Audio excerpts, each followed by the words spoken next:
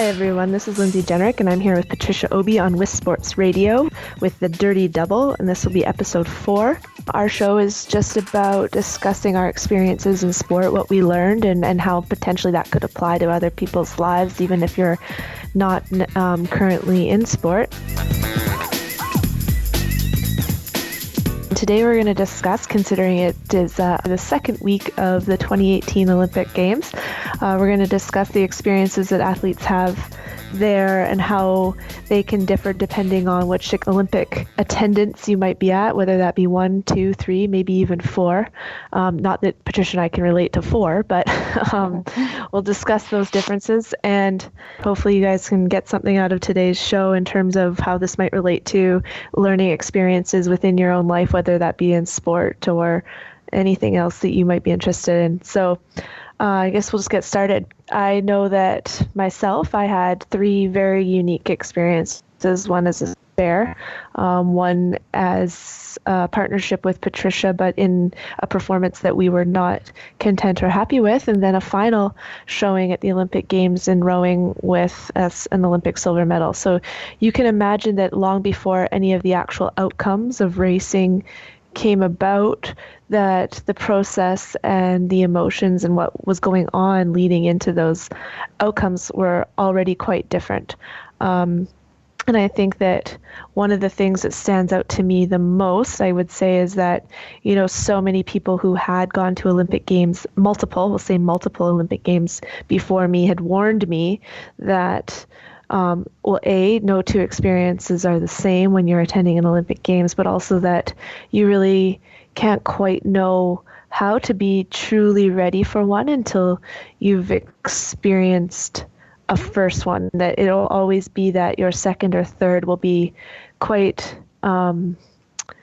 different from the eye-opening experience of the first. And so, Patricia, what do you, as an athlete who you didn't have the spare experience necessarily, but we did have 2 Olympics together. And so I think it might be interesting for listeners to hear how, even with you and I literally sitting 1 meter apart in a boat for the entire duration of the games, how different our experiences could be, even with that same event. So why don't you just sort of highlight for yourself what it felt like, and then maybe we can kind of get into some nitty-gritty stuff. Yeah. I remember people always talking about kind of what you said, experienced athletes who had been to a previous games, talking about how the big games were just such a big deal. And you couldn't really be ready. The media was higher, the stakes were higher, everything was bigger. And it was really almost an eerie experience in London for me, because I didn't feel that it was very overwhelming. I knew the girls we were racing, they were the same girls we raced at the World Champs. And I felt like I wasn't at the Olympic Games. And I don't think this was actually what was going on, but it's almost like I wasn't open to the experience or open to how big of a deal it was. I didn't let myself think about how big of a deal it was. Mm-hmm. It was kind of okay, just show up, do your warm up, do your race, cool down, whatever, go through the same process you go through at the World Championships the year before. And when I think back on that, to me, in Rio, I felt like it was such a big deal that I was at the Olympic Games. And in London, I didn't feel, which I think most people would think would be the opposite experience. But right. I think because I had only started rowing a couple years before I was then competing at the Olympic Games, it felt like it wasn't a big deal because I hadn't really put in that many years to it. It didn't seem that hard to get there. Right? Right. So almost saying that your state of readiness was that maybe not of an Olympian. Right, exactly. It wasn't of an Olympian. And my state of readiness was of someone who'd been rowing for 2 years. So right. I wasn't actually yes, I was an Olympic athlete, obviously, but I hadn't had that Olympic experience almost because I wasn't at my peak at all. Mm-hmm. I was overtrained. I had a rib stress fracture and I had started rowing in 2009, made the under-23 team in 2010, made the senior team in 2011, winning a medal, and then in 2012 I made the Olympic team. So it just seemed like well, of course, that's just what happens. Like, it didn't really seem like a big deal. It was just the next step. And I wasn't actually physiologically or mentally really even ready to engage with the Olympic experience. It's so interesting that you're saying this, because I was thinking on my bike here, okay, knowing we'd talk about this today, kind of analyzing it in my own mind about what those differences might be. And you're kind of explaining through, for a very unique reason, why you felt this way. But I kind of came to the same conclusion too, that it's not so much about the lights and the glam and the cameras and the interviews and the Olympic rings posted everywhere. It's whether or not you've got enough knowledge and enough experience and readiness, because of experience and knowledge, to feel like this is your moment, that this is the biggest stage that you've put yourself on because of all that hard work, because of all those lessons. And so you're kind of saying that in an act, like you almost accidentally happened upon how I would define a culminating or second or third Olympic Games would be, in that, the first time, it's sort of like that saying, right? Like, you don't know what, what's it? But something like, you don't know what you don't know.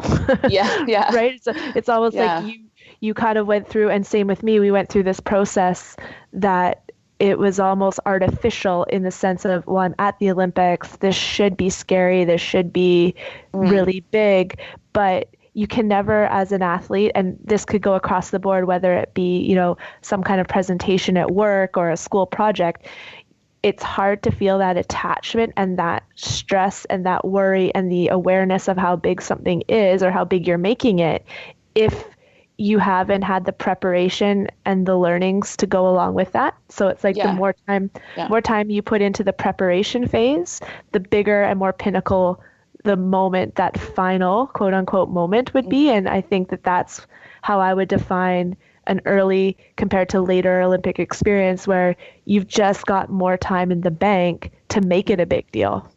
Yeah. And I think before 2012, I was just training to get along to the next stage, whether that was making the under 23 team or the senior team or winning a medal, like kind of trying to get on to just the immediate next best thing I could do, the next like benchmark I could get to.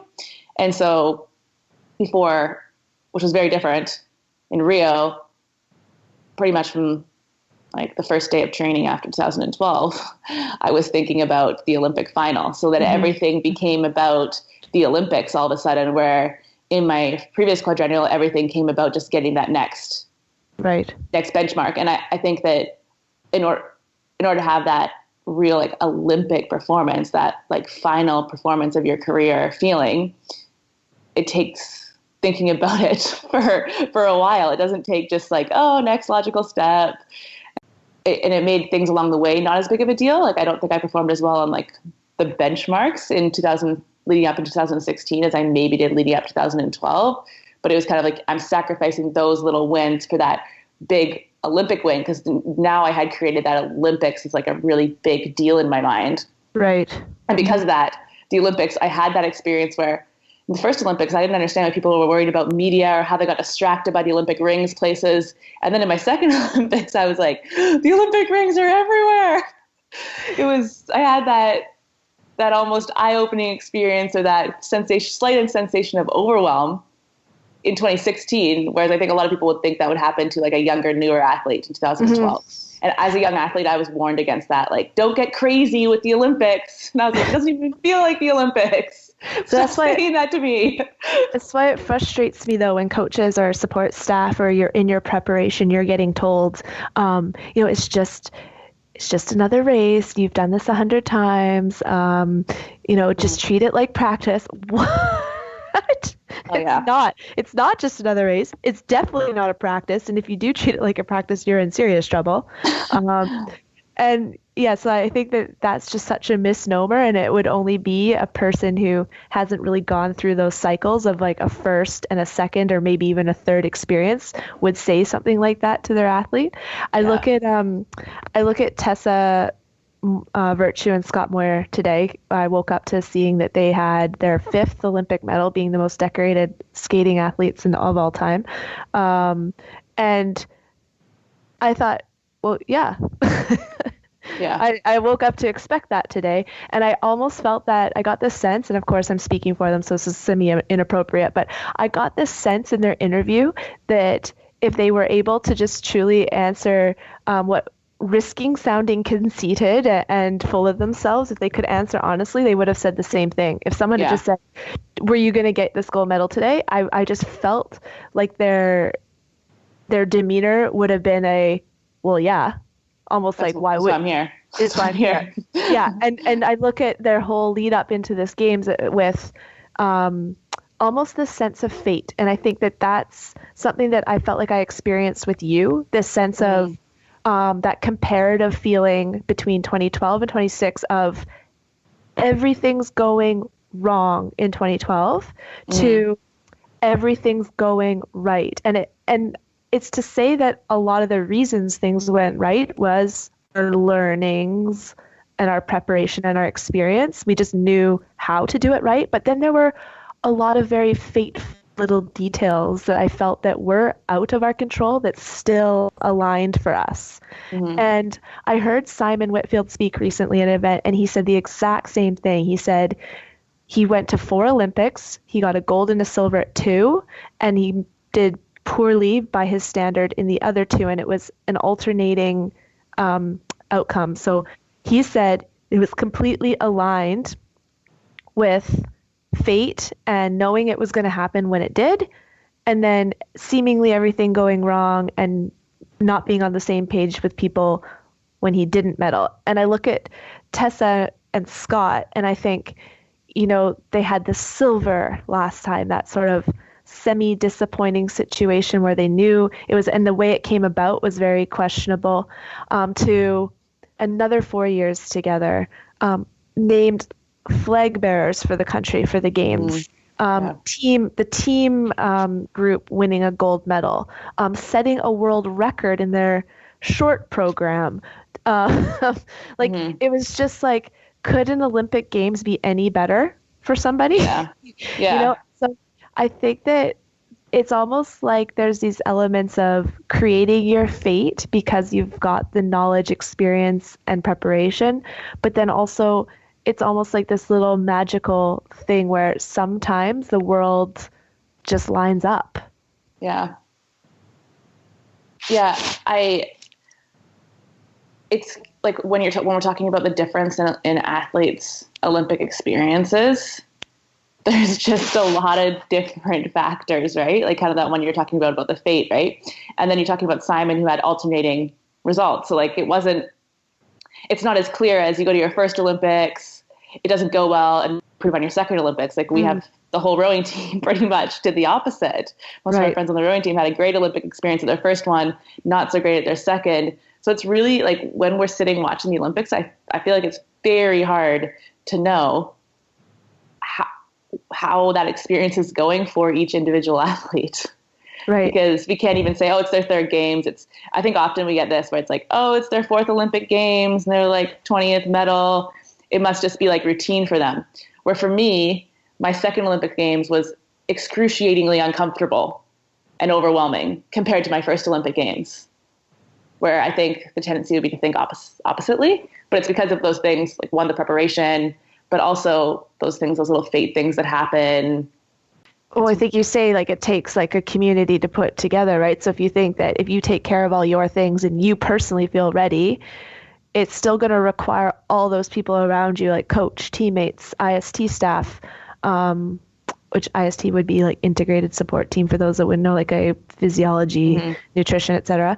It takes all of those people being on their game as well in that moment for you. Right. So like it could be that you've got a scenario where, you don't know what's going on behind the scenes when you're watching those athletes come down the ski hill or on the ice. And I just find all that really fascinating because it's just such this small little window into an entire lifetime of training and commitment when you're seeing them at the Olympics on TV, Yeah, and then I always think it's really interesting in the difference in results. Like we got a silver, and if people had been following us and seen that we had won a gold at the previous regatta, previous race. Mm-hmm. We know that the people that won gold at the Olympics weren't there, but a lot of people don't. They just see how the Canadian athletes did. I think there's people out there who, I mean, my brother is unfortunately included in this category, who thought I would be disappointed with a silver medal. Because there's that people we slap on, like, say our figure skaters hadn't won gold. We've been like, that's disappointing. But maybe it was the best skate of their life, or maybe one of their moms died the day before that event and they still got a silver. Like, no one knows. And no one, I always think this about, and you and I have talked about this when people ask us why we've retired. Don't you want to keep going and win the gold or whatever, especially me since I'm young. And I don't have the language to describe how content I was with our race. Yeah, and I agree. It's like the words aren't in the dictionary. Yeah, I'm like, I can't give the experience that I got to have in the last 3 strokes of that race to anyone. Like, you know it, and it's still probably different between us. Mm-hmm. But that is what my Olympic experience was. And then the results, like, an aftermath. But like, even now, I just looked up, like, what's our medal count? Oh, people must be happy who won gold. People must be disappointed who came fourth. People must be medium disappointed with silver and must be super happy with bronze. Like, we have these, like, stereotypes of what athletes' Olympic experience is in general, and then especially around their results. Oh, that's too bad they were fourth. What if that's, like, the best they've ever done? It was their best, we don't know. Maybe they were sick. They had the flu. They were puking before they went and did their fourth. Like, we don't know what's going on. Mm-hmm. Well, at the risk of, like, starting a whole new topic, so maybe just quick, I'm just curious, like, what's your thought on this whole, have you been following kind of like the Norwegian philosophies, and there's been a lot of articles I've seen on how the credit to the Norwegian success, particularly, and maybe only actually in cross-country skiing, which has been, as everyone knows, historically a very successful sport for Norway for, since the beginning of the Olympics. They're crediting it to sort of an equality on the team and friendliness and just, like, being nice, essentially. So what are your thoughts on that? Do you think that there's, like, another rationale behind being successful at a sport that they've always been? Sorry, I'm, like, kind of leading you in this answer. Anyway, what's your thought? Well, I actually had a conversation with a distance swimmer from Canada, like an Olympic medalist as well, yesterday about that exact concept of equality and kindness and, like, just a good team vibe that's quite positive versus one that's quite competitive and negative and elitist. Uh-huh. So that's really, I haven't been following that about the Norwegian team. Because you can assume that, they've got some absolute rookies, for sure, first timers, but then they're saying that, these rookies are doing better because of these supportive seniors. Yeah. Yeah. I can totally see how that would happen. And for me to be in that environment and acting that way as an athlete would honestly be very different than how I did act as an athlete, and different than my philosophy as an athlete. I don't know, like, Lindsay, you probably, I think, feel similarly, but, like, a little bit cutthroat. Yeah. And I don't know if it's rowing or if it's the certain coaches we rowed under, or if it's just lightweight women. There's not very many seats available. In cross-country skiing, there's different events. People can be better at different events. Where in rowing, it's like, okay, there's 2 seats. Like, you're either in it or you're not. I don't know. I've thought about this a lot and been like, I wonder if it could be done with that environment. And obviously the Norwegians are doing it. I think that maybe I might guess that maybe it hasn't always been that way. Right. But once things are going pretty good, it's pretty good to be supportive. Like, once you're winning your 3 Olympic gold medals every time you go to the games, like, Yeah, it's almost like success breeds success. And if you're going to continue to do it in the way it was done, then obviously that's going to be a good way to do it moving forward. Yeah. And I'd say the way that we won our Olympic medal was the way that the girls ahead of us, Tracy and Mel, won theirs. Mm-hmm, the same philosophy, the same style of interactions, the same cutthroatness. And so I don't know if maybe Canada's just not there yet. Different sports render different philosophies and training environments in that sense.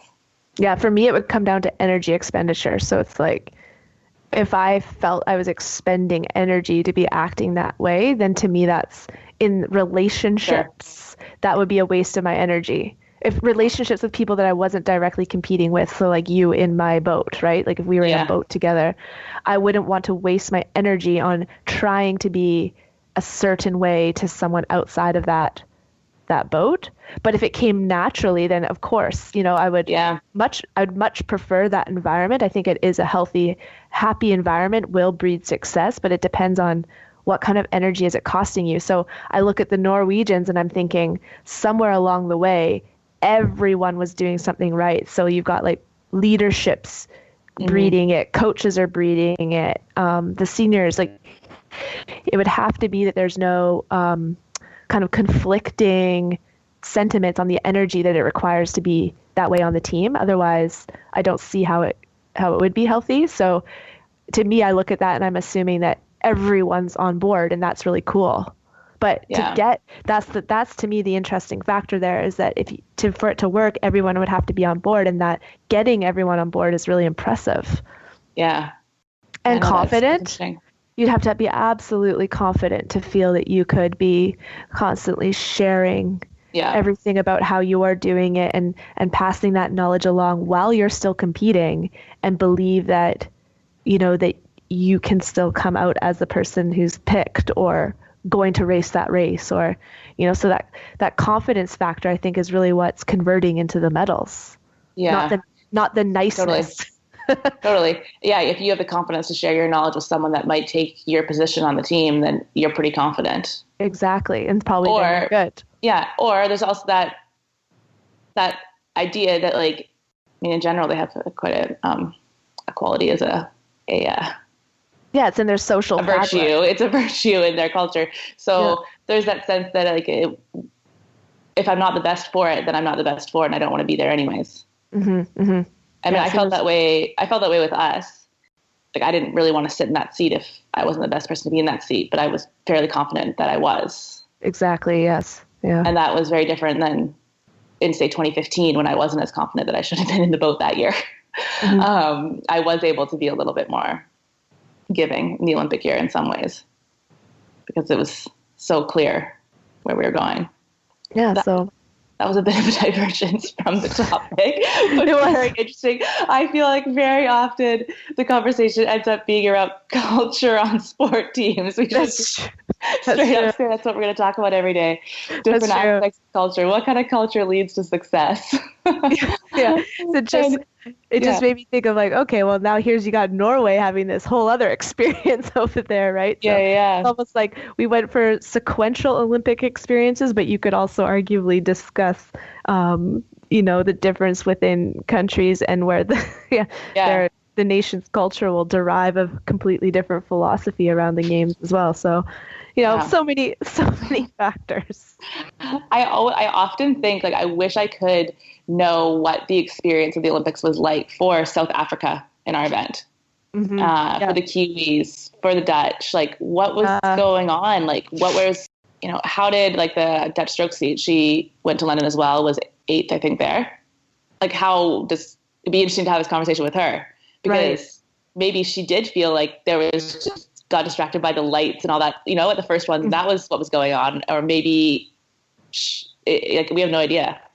That's what I think a lot of time I catch myself being a bit judgmental when I'm watching, like, a little bit of the Olympics here and there, and I'll be like, kind of putting my thoughts, like my Olympic experience, how it would feel for me to come forth on someone else that Right. just came forth. Or Right. I heard an interview and I was like, like, that I would never say something like that, kind of, right? But, like, Mhm. I don't know what his lead up was like. It was probably completely different. Like, I catch myself doing that, and it's really disappointing because I've been in the other position where people are not understanding your experience, but slapping how they would interpret your experience onto you. Hmm. And then I have to say, wait a second, like, I have no idea. I just saw them for like 10 seconds on a ski slope. Yeah, and I think that's what viewers should remember, right? They're privy to some entertainment that is actually someone's life. And Yeah. I think that's what you've always got to sit there and remember, that, you know, athletes do provide a sense of nationalism and pride within Canada especially. But at the end of the day, if you're sitting and watching, you should feel very honored that you've got this like very intimate privy moment into someone's potentially 30 years of work. You know, very few people go to work at a desk and have someone sit over their shoulder watching 30 years of work be laid out in front of them and for judging. So I think that that's sort of like a very, very good thing to remember. And then at the flip side of it is that, you know, athletes do choose to be there, and that comes along with the game, and that's what you expect, and that's what you have to deal with. But always remembering there are two sides to that. Yeah. And we're like, this makes me think, I've been watching some of these, I think I sent the talk to you, like Brene Brown does talks on vulnerability. And it just, so this words in my head, the like getting to watch the Olympics is like, this gives me goosebumps to think about, is like, you're getting to watch people in pretty much their most vulnerable moment of their life thus far. Like they are putting out years of work in front of you for like the ultimate feeling of disappointment. Yes. Oh my God, that gave me chills. It can send them into a lifetime of depression. At least, like, I experienced at least 2 years of depression after my first Olympic Games. Well, actually, I guess arguably 4. I just learned how to deal with it.